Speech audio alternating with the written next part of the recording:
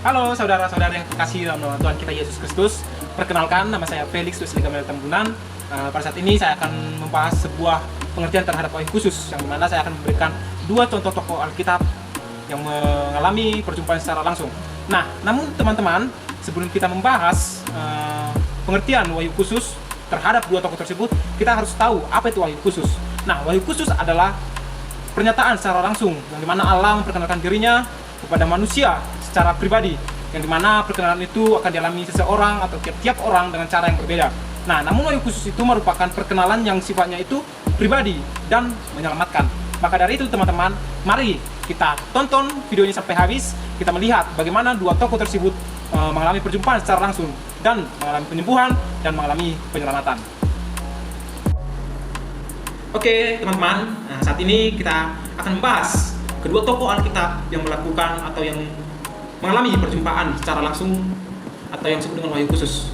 Nah, yang pertama kita akan merujuk kepada peristiwa penyembuhan perempuan pendarahan yang terdapat di dalam Injil Markus 5 ayat 25 sampai 34. Dia merupakan seorang perempuan yang menderita karena dipinggirkan, yang kesakitan karena mengalami penyakit pendarahan.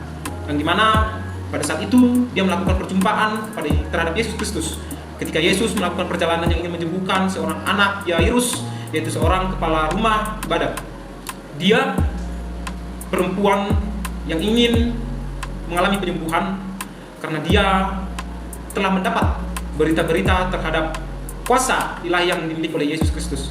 Maka ketika di salah satu posisi dia merupakan orang yang dipinggirkan, dia berani masuk ke depan. Dia ingin menerima keselamatan yang berasal dari Yesus Kristus. Maka dia maju karena dia memiliki iman. Dia mengatakan, aku hanya cukup menyentuhnya saja, maka saya akan sembuh. Maka hal itu benar. Dia hanya masuk dan menyentuh jubahnya, dia mengalami kesembuhan. Tetapi wahyu khusus yang terdapat dalam peristiwa itu bukan pada ketika dia menyentuh atau iman yang dimilikinya, tetapi ketika Yesus datang menghampiri dia dan mengatakan, hai anakku, imanmu telah menyelamatkan engkau. Itulah yang membuktikan bahwasannya perempuan itu telah mengalami keselamatan, mengalami penyembuhan yang holistik.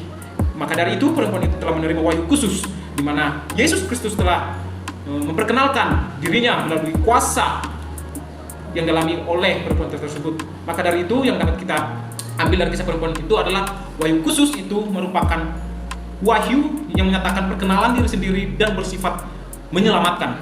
Karena dia telah diselamatkan, dia telah disembuhkan dari penyakitnya, disembuhkan ketika dia mengalami penganiayaan atau dikucilkan dari tempatnya. Nah, kemudian masuk kita ke tokoh yang kedua. Lanjut ke next. Oke teman-teman, kita kembali lagi. Kita akan membahas pada contoh yang kedua, yaitu tokoh yang bernama Paulus. Nah, kita tidak asing lagi pada orang yang bernama Paulus dalam Alkitab, yang dimana pada sebelum dia bertobat dia bernama Saulus, yang mana dia mengalami pertobatan ketika melakukan perjalanan ke Damsyik yang ingin membunuh, membinasakan mengenai orang Kristen. Karena pada saat itu dia merupakan seorang yang anti terhadap orang-orang Kristen. Nah, namun di perjalanan menuju ke Damsyik atau Damaskus, dia mengalami pertemuan secara langsung terhadap Yesus Kristus. Kita dapat melihat dari kisah para rasul, yang dimana pada saat itu dia menerima panggilan, Saulus, Saulus, mengapa engkau menganiaya aku? Nah, dalam hal itu dia mulai tergerak hatinya, karena pada saat itu mulai peristiwa itu dia sempat mengalami gangguan terhadap mata, di mana dia sempat mengalami kebutaan selama 3 hari. Nah, namun dalam kebutaannya itu dia selalu merenungi. Nah, sehingga dia melakukan perubahan hingga dia percaya dan dia tahu bahwasannya dia sedang berbicara terhadap Yesus Kristus. Maka dari kisah yang kedua ini, tokoh Alkitab yang kedua ini, kita dapat memberikan suatu pengertian bahwasannya dia itu telah menerima keselamatan. Karena sebelum dia bertobat, dia orang yang mengenal Kristen, orang yang tidak mengenal keselamatan. Tetapi ketika dia mengalami perjumpaan, dia dipakai oleh Tuhan, dia mengalami pengenalan secara pribadi, dia di situ telah mengalami keselamatan. Itulah contoh wahyu khusus yang kedua.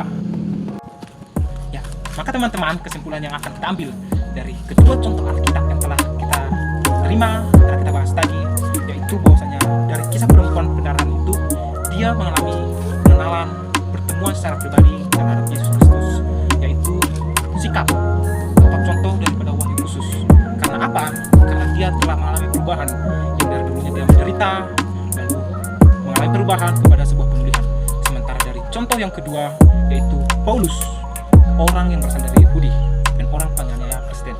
Dia mengalami perubahan dan mengalami perkenalan secara pribadi ketika dia mengalami pertemuan di perjalanan menuju ke Damaskus, yang dimana dia berubah dari dulunya dia akan mati.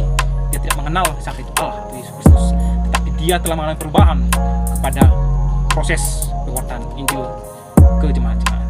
Maka dari itu teman-teman, Wahyu Khusus merupakan sebuah sikap atau perkenalan secara pribadi kepada Yesus Kristus, dan sikap Wahyu Khusus itu yang paling utama adalah menyelamatkan. Perkenalan terhadap manusia yang berupa keselamatan dan pribadi kepada Yesus Kristus, yaitu sumber keselamatan Mesias. Salam teman-teman, Tuhan Yesus memberkati.